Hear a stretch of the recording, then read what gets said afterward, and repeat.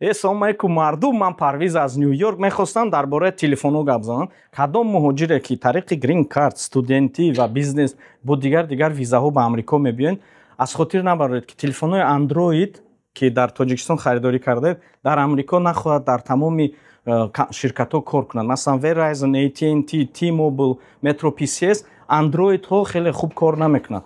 яъне ки интернети шумо суст мешад, то занг задан ҳам наметонед. ва пеш аз сафар кардан агар шароитатон бошад iPhone гиред биёед, iPhone дошта бошед нафурӯшед, лекин Samsung-атон агар дар ин ҷо истифода бурда наметавонед.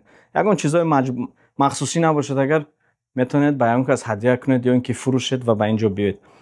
дар бисёри ҳолатҳо рӯпарӯи парикмахерскӣ мо як бародарои тоҷик ширкати худашонро доранд ки унҷо мерем, телефони бепул ҳар моҳа $55 то $60 меспоред, як соҳиби як телефони нав мешед, ҳам интернетон соз кор мекунад, ҳам рақами амрикоӣ дар даст медоред.